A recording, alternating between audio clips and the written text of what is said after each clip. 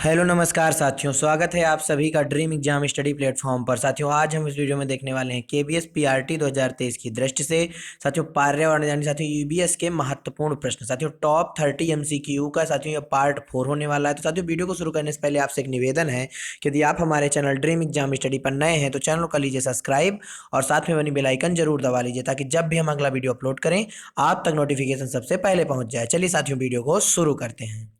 यह है साथियों आज का पहला क्वेश्चन। मैदानी इलाकों से गांव के बच्चे अपने स्कूल तक पहुंचने के लिए किसका उपयोग करते हैं? साथियों बांस के पुल का, जुगाड़ का, ऊंट की गाड़ी का या बैलगाड़ी का? बताइए साथियों। साथियों जुगाड़ का प्रयोग गुजरात में किया जाता है। कहाँ किया जाता है? गुजरात में किया जाता है। बांस के पुल का प्रयोग साथियों असम में किया जाता है और ऊंट गाड़ी का प्रयोग कहाँ किया जाता है? राजस्थान में किया जाता है। और मैदानी इलाकों से स्कूल जाने के लिए साथियों बैलगाड़ी का प्रयोग किया जाता है। इस क्वेश्चन का सही आंसर क्या हो जाएगा? ऑप्शन डी हो जाएगा। नेक्स्ट क्वेश्चन साथियों, स्कूल तक जाने के लिए बच्चे ट्रॉली का इस्तेमाल किस स्थान पर करते हैं? केरल में, असम में, लद्दाख में या राजस्थान में? बताइए साथियों। स्कूल तक जाने के लिए बच्चे ट्राली का जो उपयोग है, इस्तेमाल है, किस राज्य में करते हैं? तो साथियों लद्दाख में करते हैं। ऑप्शन सी क्या हो जाएगा इस क्वेश्चन का करेक्ट आंसर हो जाएगा। नेक्स्ट क्वेश्चन साथियों, जल का जल वाष्प में परिवर्तन होने की प्रक्रिया क्या कहलाती है? वाष्पीकरण, संघनन, क्वथनांक या इनमें से कोई नहीं? बताइए साथियों। जल का जल वाष्प में परिवर्तन होने की प्रक्रिया क्या कहलाती है? तो साथियों जल का जल वाष्प में परिवर्तन होने की प्रक्रिया वाष्पीकरण कहलाती है। यानी ऑप्शन ए क्या हो जाएगा इस क्वेश्चन का करेक्ट आंसर हो जाएगा। नेक्स्ट क्वेश्चन साथियों, निम्नलिखित में से कौन सा वल्लभ के बारे में सही कथन कौन सा है? साथियों इसमें पूछा गया है कौन सा कथन है जो वल्लभ के बारे में सही है। केरल में वल्लम का प्रयोग किया जाता है। वल्लम एक छोटी लकड़ी की नाव है। पानी में यात्रा करने के लिए वल्लम का उपयोग किया जाता है या उपयुक्त सभी? बताइए साथियों इस क्वेश्चन का सही आंसर। तो साथियों जो वल्लभ है इसका प्रयोग कहाँ किया जाता है? केरल में किया जाता है। बिल्कुल सही बात है। ये साथियों छोटी लकड़ी की नाव होती है, ये भी सही बात है। पानी में यात्रा करने के लिए यदि ये साथियों नाव है तो पानी में ही यात्रा करने के लिए उपयोग में आएगी। अर्थात ये सभी ऑप्शन डी इस क्वेश्चन का क्या हो जाएगा करेक्ट आंसर हो जाएगा। नेक्स्ट क्वेश्चन साथियों, निम्नलिखित में से कौन सा पर्यावरण का घटक है? बायोस्फीयर, लिथोस्फीयर, वायुमंडल या उपयुक्त सभी? बताइए साथियों पर्यावरण का घटक कौन सा है निम्नलिखित में से? तो साथियों बायोस्फीयर, लिथोस्फीयर और वायुमंडल ये सभी पर्यावरण के घटक हैं। यानी ऑप्शन डी क्या हो जाएगा राइट आंसर हो जाएगा। नेक्स्ट क्वेश्चन साथियों, निम्नलिखित में से कौन सी घटना प्राकृतिक खतरे से संबंधित नहीं है? जंगल की आग, बिजली, भूस्खलन या रासायनिक प्रदूषण? नहीं साथियों यहाँ पर प्रदूषण है। क्या साथियों? रासायनिक प्रदूषण। बताइए इस क्वेश्चन का सही आंसर क्या हो जाएगा? कौन सा है जो प्राकृतिक रूप से खतरा नहीं है बल्कि मानव निर्मित खतरा है? तो वह है साथियों रासायनिक प्रदूषण। यह मानव निर्मित खतरा है। ऑप्शन डी क्या हो जाएगा इस क्वेश्चन का राइट आंसर हो जाएगा। जंगल की आग की बात करें साथियों तो जब पेड़ों से पेड़ टकराते हैं यानी बांस आपस में टकराते हैं तो उस वजह से आग लग जाती है, अर्थात ये प्राकृतिक है। साथियों बिजली यानी वज्रपात जो होता है, आप देखे होंगे बरसात के मौसम में जब बादल गरजते हैं तो बिजली गिरती है, वज्रपात जिसे बोला जाता है, यह भी प्राकृतिक है। भूस्खलन भी साथियों प्राकृतिक है। परंतु साथियों जो रासायनिक प्रदूषण है यह मानव निर्मित है। अर्थात इस क्वेश्चन का सही आंसर ऑप्शन डी हो जाएगा। नेक्स्ट क्वेश्चन साथियों, निम्नलिखित में से एक पारिस्थितिकी तंत्र में जैविक संघटक का चयन कीजिए। पर्णहरित, प्लवक, सूर्य का प्रकाश या मृदा? बताइए साथियों पारिस्थितिकी तंत्र में जैविक संघटक कौन सा है? यानी जैविक संगठक कौन सा है?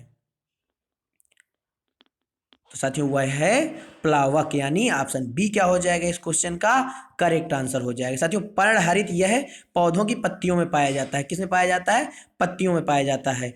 और सूर्य के प्रकाश की उपस्थिति में क्लोरोफिल की सहायता से पौधे अपना भोजन बनाते हैं। इस क्वेश्चन का सही आंसर ऑप्शन बी हो जाएगा। नेक्स्ट क्वेश्चन साथियों, कोयल डॉट डॉट के घोंसले में अपना अंडा देती है? गौरैया के घोंसले में, कौवे के घोंसले में, उल्लू के घोंसले में या ऊपर के सभी के घोंसले में? बताइए साथियों कोयल जो है आप सभी सभी जानते हैं कोयल अपना घोंसला स्वयं नहीं बनाती, बल्कि यह साथियों कौवे के घोंसले में अपना अंडा देती है। ऑप्शन बी क्या हो जाएगा इस क्वेश्चन का करेक्ट आंसर हो जाएगा। नेक्स्ट क्वेश्चन साथियों, कालबेलिया नृत्य किस राज्य से संबंधित है? गुजरात, असम, राजस्थान या केरल? बताइए साथियों, जो कालबेलिया नृत्य है यह किस राज्य से संबंधित है?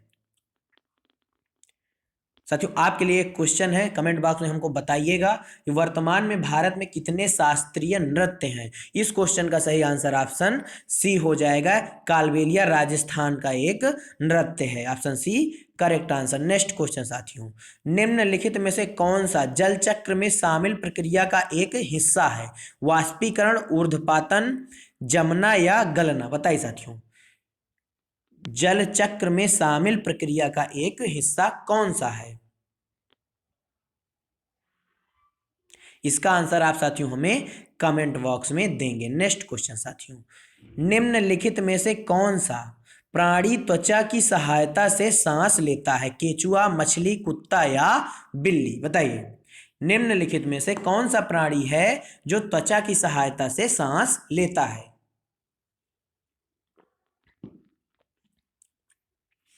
साथियों मछलियां अपनी गिल से सांस लेती हैं। किससे साथियों? गिल से सांस लेती हैं। आपने खूब पढ़ा होगा कि मछलियां गिल से सांस लेती हैं। कुत्ता साथियों श्वास नली से।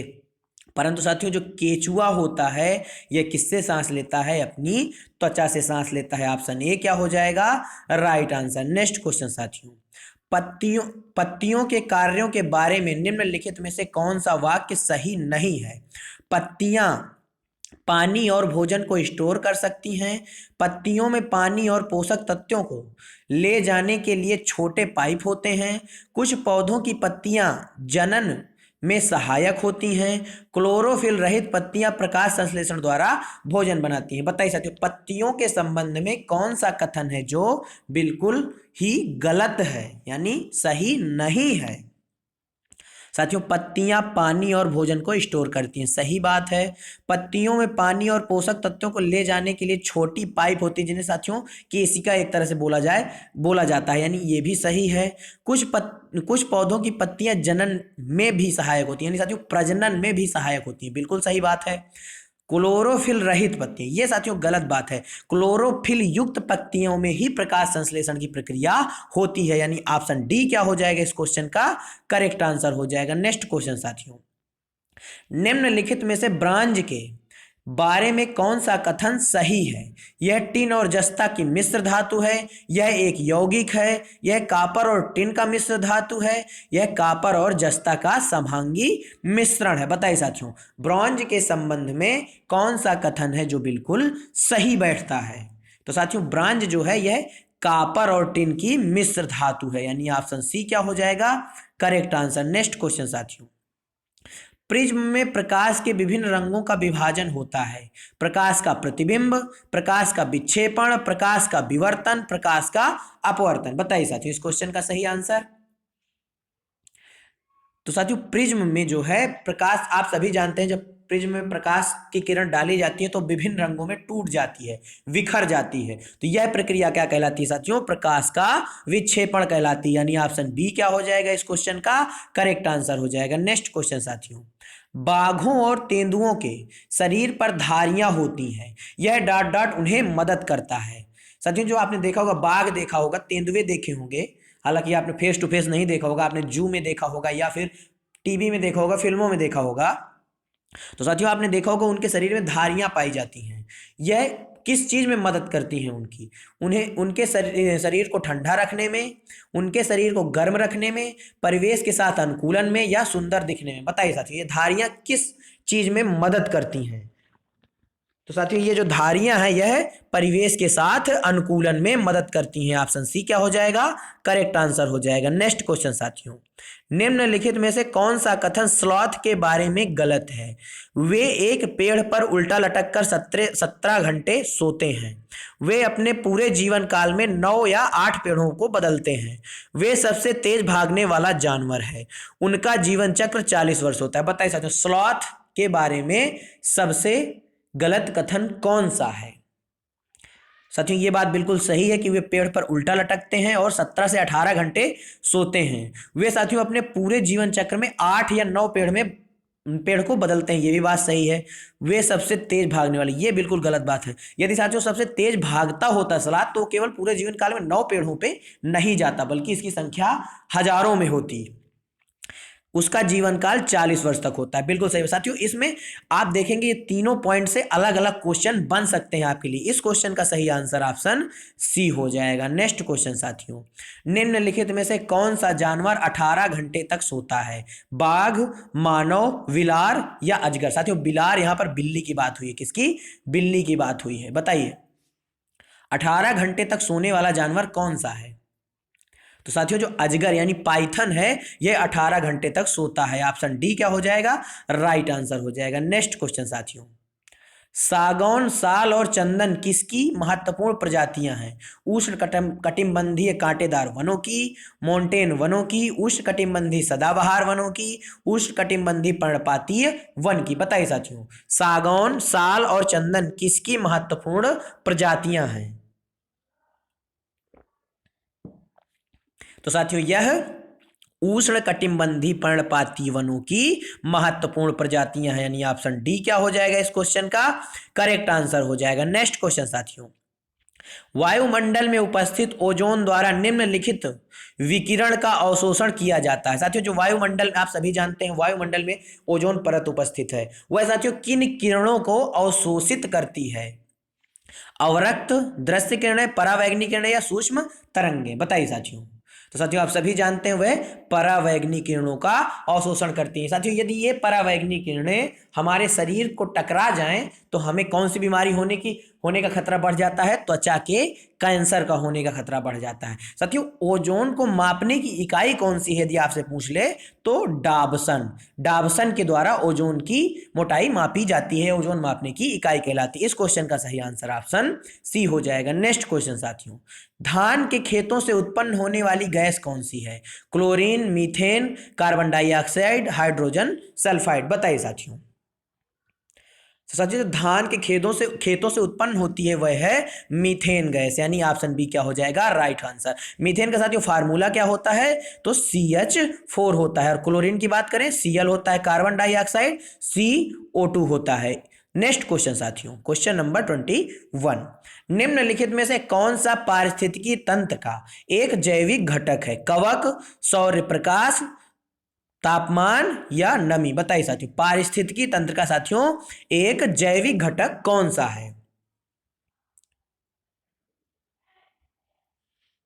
बताइए साथियों इस क्वेश्चन का सही आंसर क्या हो जाएगा? तो कवक जो है साथियों यह एक जैविक घटक है। Option A correct answer. Next question साथियों, एक खाद्य जाल में शामिल होते हैं खाद्य श्रृंखला का एक भाग, खाद्य श्रृंखला में एक जीव की स्थिति, इंटरलॉकिंग खाद्य श्रृंखलाएं, समान उपभोक्ताओं का एक समूह? बताइए साथियों एक खाद्य जाल में कौन शामिल होता है? तो साथियों एक खाद्य जाल में इंटरलॉकिंग खाद्य श्रृंखलाएं शामिल होती हैं। इंटरलॉकिंग मतलब साथियों कई खाद्य श्रृंखलाएं क्या होती हैं? आपस में जुड़ी होती हैं। ऑप्शन सी क्या हो जाएगा राइट आंसर। नेक्स्ट क्वेश्चन साथियों, निम्न में से कौन सा जल निकायों के थर्मल प्रदूषण का एक प्रमुख स्रोत है? सीवेज उपचार संयंत्र, थर्मल पावर प्लांट, ठोस अवशेष निपटान या ये सभी? बताइए साथियों जल कौन सा है जो निकायों के थर्मल प्रदूषण का एक प्रमुख स्रोत है? तो साथियों वो हो जाएगा थर्मल पावर प्लांट, यानी ऑप्शन बी क्या हो जाएगा इस क्वेश्चन का करेक्ट आंसर। क्या ऑप्शन बी हो जाएगा साथियों? इस क्वेश्चन में थोड़ा कंफ्यूजन है, आप हमें इसका आंसर कमेंट बॉक्स में बता दीजिएगा। वैसे इसका आंसर ऑप्शन बी बिल्कुल सही है। नेक्स्ट क्वेश्चन साथियों, अम्लीय वर्षा का क्या प्रभाव हो सकता है? मिट्टी की उर्वरा शक्ति को कम करता है, वायुमंडलीय तापमान को बढ़ाता है, सांस की समस्या, त्वचा का कैंसर? बताइए साथियों अम्लीय वर्षा का क्या प्रभाव हो सकता है? तो साथियों जो अम्लीय वर्षा है इसके कारण क्या मिट्टी की उर्वरा शक्ति कम हो जाती है। ऑप्शन ए क्या हो जाएगा राइट आंसर। नेक्स्ट क्वेश्चन साथियों, निम्नलिखित में से किस पक्षी के अंडे नीले रंग के होते हैं? कोयल, अमेरिकी रॉबिन, सनबर्ड या बारवेट? बताइए साथियों, किस पक्षी के जो अंडे हैं वह नीले रंग के होते हैं? तो साथियों जो अमेरिकी रॉबिन होता है, इस पक्षी के अंडे जो है नीले रंग के होते हैं। ऑप्शन बी क्या हो जाएगा राइट आंसर हो जाएगा। नेक्स्ट क्वेश्चन साथियों, घटकों के बीच गुरुत्वाकर्षण द्वारा भारी मात्रा में एक साथ एकत्र हुए तारों, धूल और गैस को क्या कहते हैं? साथियों घटकों के बीच गुरुत्वाकर्षण द्वारा भारी मात्रा में यानी काफी बड़ी मात्रा में एक साथ एकत्र हुए तारे साथियों, धूल और गैसों को क्या कहा जाता है? गुच्छा, वायुमंडल, आकाशगंगा या सौर परिवार? बताइए साथियों। तो साथियों इसको आकाश गंगा कहा जाता है। ऑप्शन सी क्या हो जाएगा इस क्वेश्चन का करेक्ट आंसर हो जाएगा। नेक्स्ट क्वेश्चन साथियों, ब्रह्मांड के अध्ययन को के नाम से जाना जाता है? कॉस्मोलॉजी, एस्ट्रोलॉजी, एस्ट्रोलॉजी साथियों सेम टाइपिंग हो गया है, सिस्मोलॉजी? बताइए साथियों इस क्वेश्चन का सही आंसर। ब्रह्मांड के अध्ययन को क्या कहा जाता है? साथियों ब्रह्मांड के अध्ययन को कॉस्मोलॉजी यानी ऑप्शन ए राइट आंसर हो जाएगा। नेक्स्ट क्वेश्चन साथियों, हमारे सौर मंडल का सबसे निकटतम तारा कौन सा है?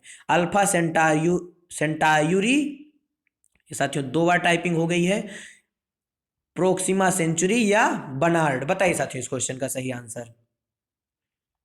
तो हमारे सौर मंडल का जो सबसे निकटतम तारा है वह साथियों है प्रोक्सिमा सेंचुरी यानी ऑप्शन सी क्या हो जाएगा राइट आंसर। नेक्स्ट क्वेश्चन साथियों, दक्षिणी गोलार्ध का सबसे लंबा दिन किस दिन होता है? 21 मार्च, 21 जून, 23 सितंबर या 22 दिसंबर? बताइए साथियों, दक्षिणी गोलार्ध का सबसे लंबा दिन कौन सा होता है? तो साथियों वह होता है 22 दिसंबर। दक्षिणी गोलार्ध का 21 जून को साथियों क्या मनाया जाता है? योग दिवस मनाया जाता है।